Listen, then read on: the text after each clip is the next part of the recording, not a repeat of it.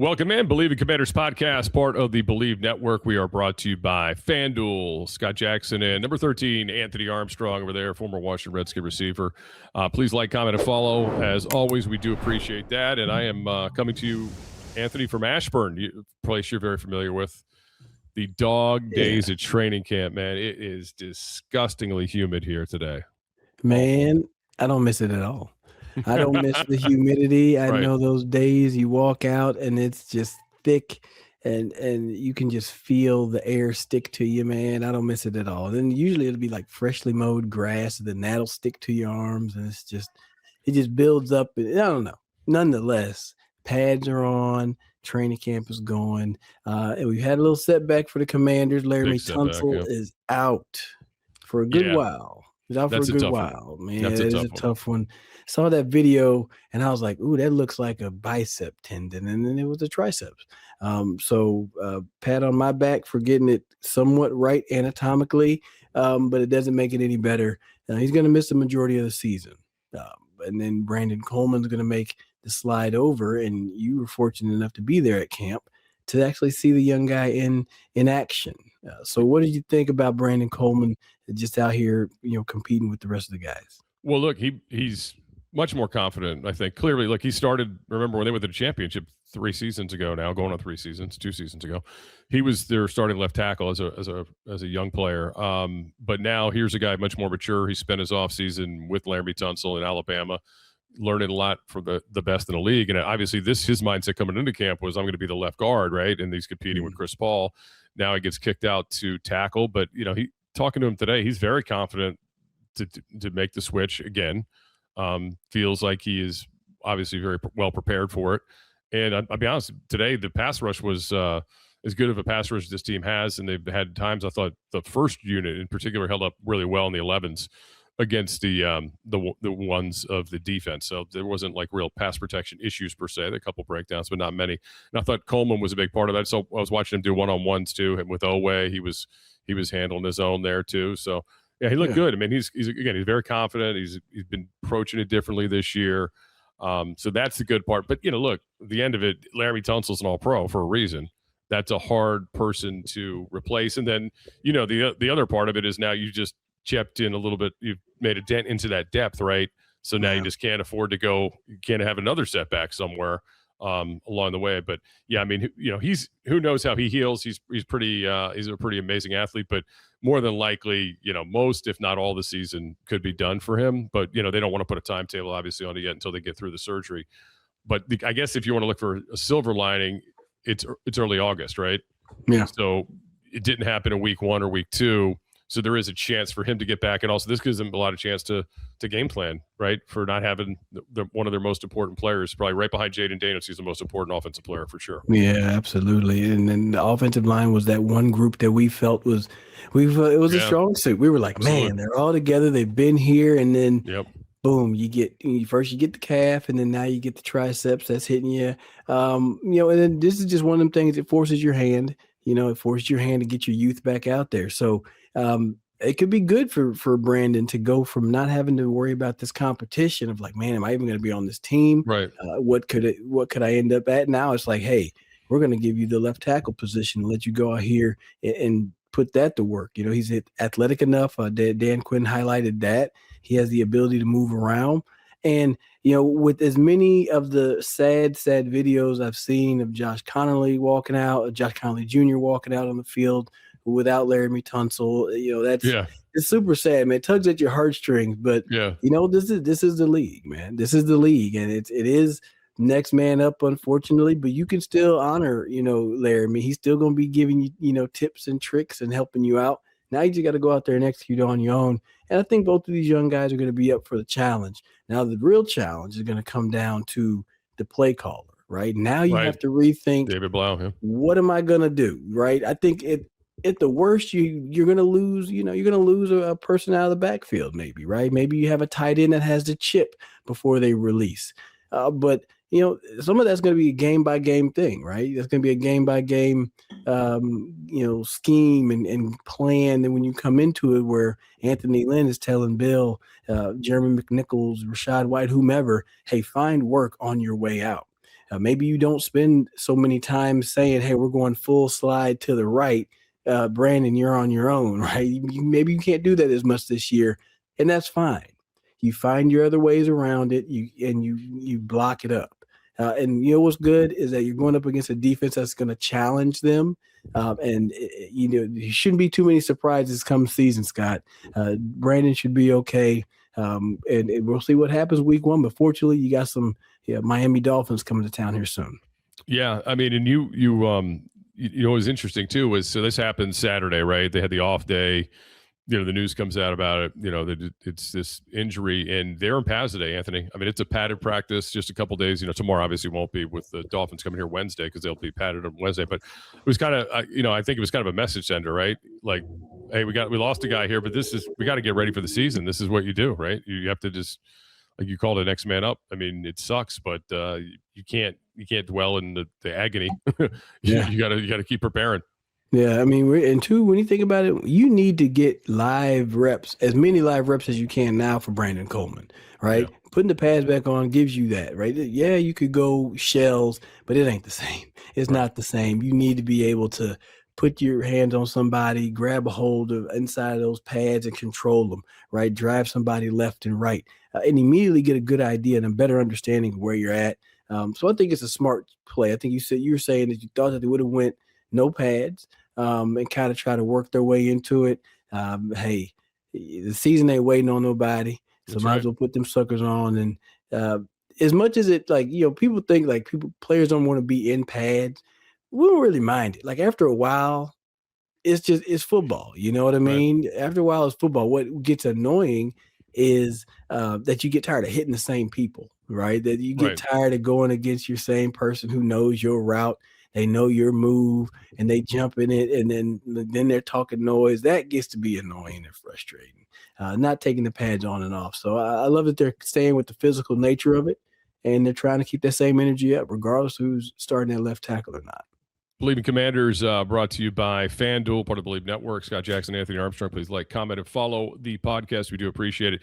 You know, it was also, of course, part of the discussion after this injury happened was, would you flip Josh Connerly, who obviously was a left tackle in college, over to that side, and then, you know, kind of reshuffle from there? And it was interesting to hear Dan Quinn's answer about that. I said, look, their hope is Laramy's not done for the year, right? But they'll know more after the surgery's done.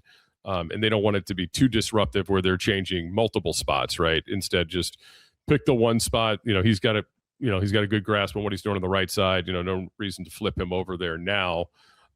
So I thought that was interesting. Of course, a lot of people have been talking about Taylor Decker, who was with the Lions, former All-Pro, played, you know, obviously David Blau was there with him, and like maybe they would go out and get him, but it doesn't seem like it. I mean, they got a lot of tackles. They have Andrew Wiley, obviously, who's played, you know, a lot over the years. Then you also have Trent Scott, you know, who can play inside and outside. So they do have a few other guys too. You know, you don't want to get beyond this amount of depth as we talked about before, but they do have a fairly good amount of tackles with experience. So I don't know if in Decker, I would imagine, if he's probably trying to get a deal where he knows he's going to be the left tackle, right?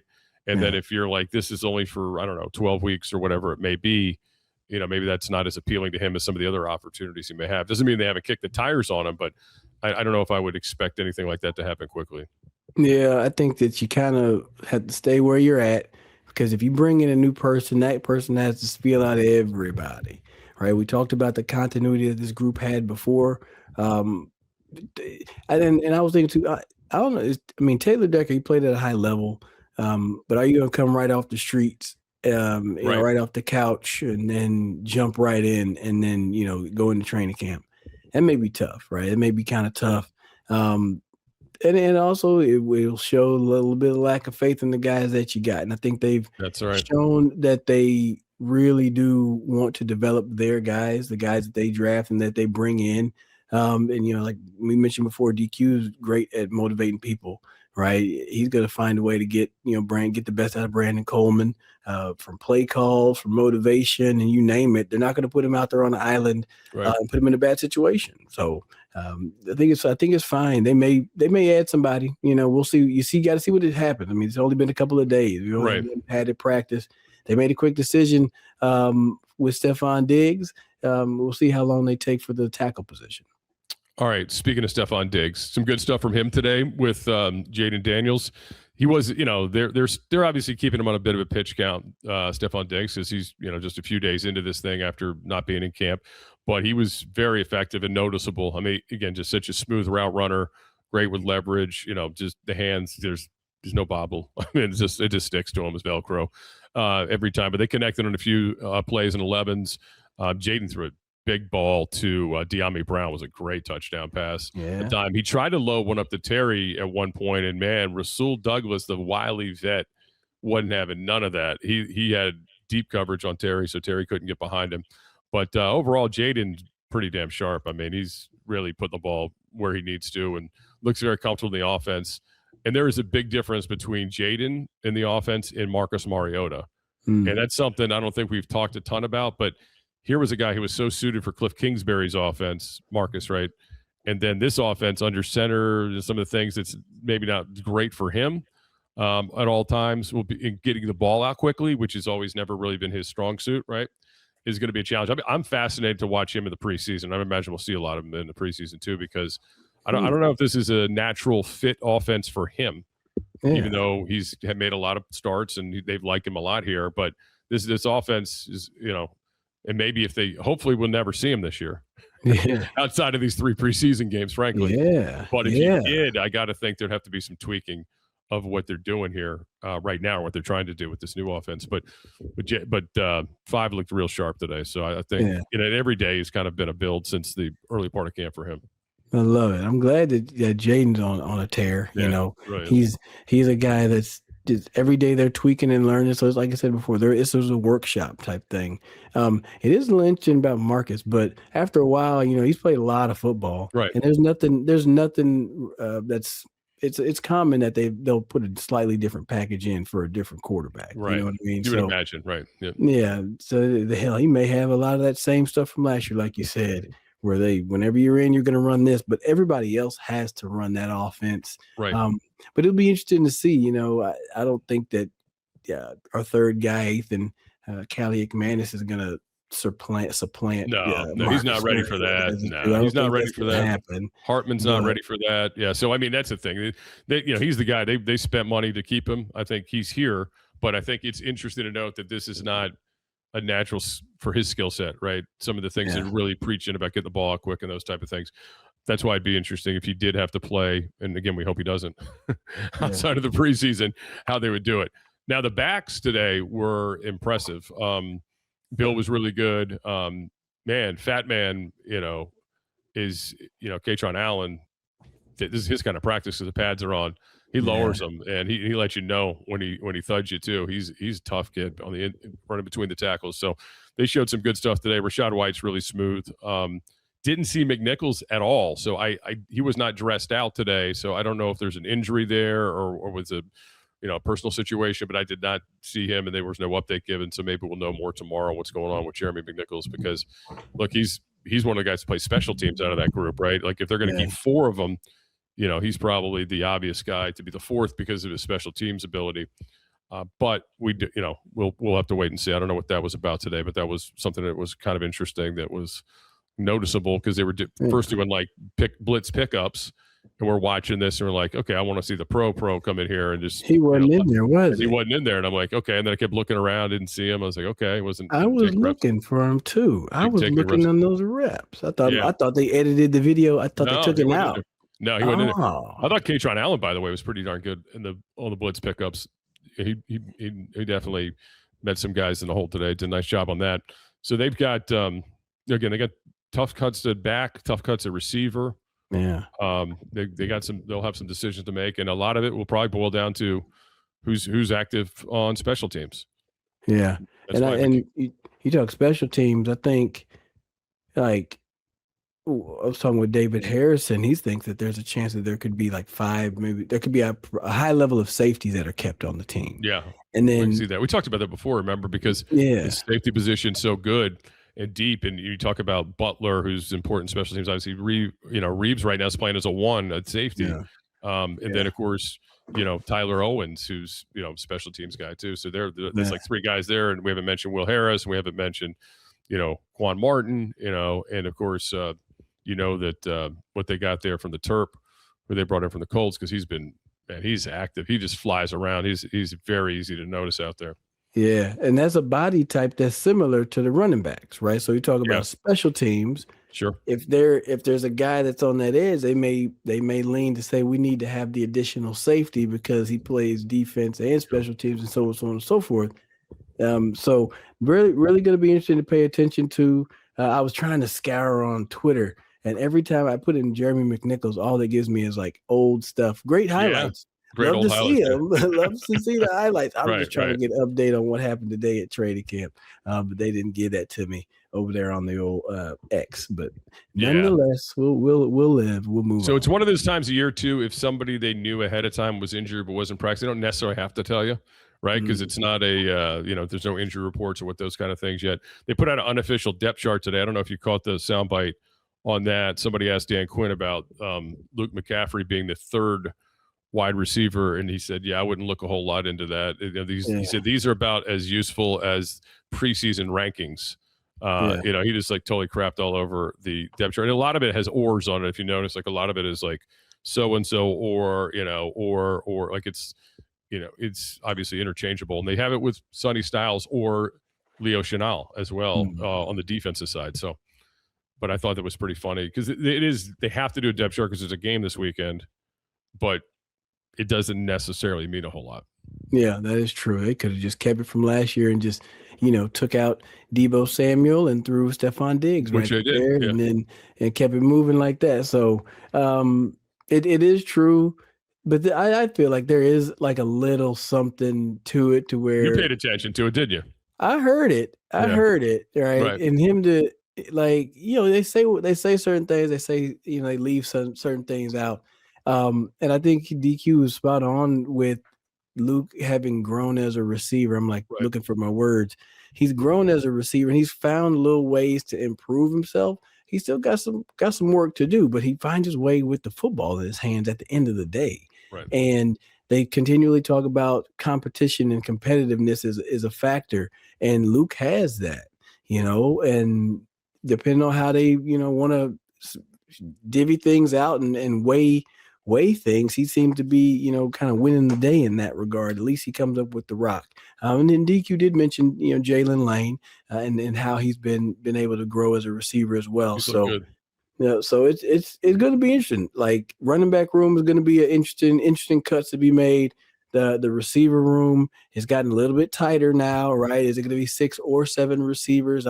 We've leaned towards 7, especially with the amount of passing, but then now with Laremy Tunsil being down, do you opt for an additional back because you think that you may need to keep a back in for protection or chipping on the way out? So these are the games. Frankly, when I was on the team, Scott, and I was down there at the bottom of the roster, I was trying to figure out where the hell I fit in. Now I get to do it from the desk in the office. I don't have to have as much stress associated with it, but this is the game that I would play, just trying to figure out those numbers, see where I can fit in. Because right now, guys, it's getting into the games. And anybody that, you don't want these coaches to already know who they have in some regards, like especially if there's supposed to be a position battle. You got games coming up, and everything that happened in practice can be overturned if you have a really good game against different opponents, Scott. Speaking of position battles, by the way, Believe in Commanders podcast brought to you by FanDuel, part of the Believe Network. Scott Jackson, Anthony Armstrong with you here. The Drew Stevens, Jake Moody thing today took a turn for ugly. There was a session where Moody missed 4 kicks in a row. Then Stevens came out, proceeded to miss 3 of his kicks. And then you're sitting there saying to yourself, like, because Moody was having a rough day. He's had a rough few days. And you're like, maybe this is time where, the kid has moved through. Stevens has moved in front of him. But then Stevens just gave it right back to him. But I think you and I have hit this a few times. And I was telling people this today who were like, this thing's a wrap. I'm like, we have no idea yet until we see it, Friday night from this kid, Drew Stevens. Can he put the ball on the kickoff in the right places, right? And if he can, big check plus for him because he's making more kicks. But he's still got to go out and obviously be consistent, in these preseason games when they're not kicking into the woods in Ashburn you know what I mean? You know what the stadium, what the situation is, right? Where they're kicking towards the woods. Like these guys are kicking into trees, obviously through goalposts, but it's not a natural thing you would look at in a stadium, right? So it's kind of weird. It's kind of a weird way to prep, but anyway, but Moody's definitely, man. I don't know if I want to say he has the yips, but it's just like he's pushing stuff like one was wide right, one was wide left, one was wide. It's crazy. It's like a golf swing. You know what I mean? It's like you get up there and you're like, oh, I pulled this one, so let me do this. And you're like, hey, just get back to something nice and easy. Go back to your 7-iron. You know what I mean? Just go back to your easy 7, and we'll just play it from there. Top on his day when he gets out of work, you say? Yeah, I don't know, man. Right? It's wild though. It was not pretty to watch. And you're like, oh boy. And then people are like mumbling things like, "Is Justin Tucker available?" I don't know if you want that smoke, but like we're saying Gonzalez, who was your kicker, with the playoff game. I mean, I think he's with the roster, but they'll be looking at I'm sure the waiver wire, and they're probably bringing some kickers to try out here. Because a lot's going to depend on how they kick against the Dolphins when it matters, and hopefully they'll get some opportunities on Friday night. It's such an interesting position. It's like you wonder just how much of a leash do you have, right? Because I feel like if you, in one regard, it's a position where if you start the habit of having a revolving door, like. Right. If a player's like, I missed a couple of kicks yesterday, and then I look up tomorrow and there's 3 kickers working out. Like that's going to put a little heat on the ass. Sure. You know what I'm saying? And in good sense, it should be, right? And that, I could say that's also what the regular world needs. We need to be able to put a little heat on some people, be like, hey man, we got to make some changes. Right. But kickers are such head cases, respectfully, that you don't want to tweak them out, right? Where they'll be like, oh my God, there's somebody coming. And they're going to always be looking over their shoulder. And then some people, old school, hardcore folks are like, well, that's going to keep you playing at your best.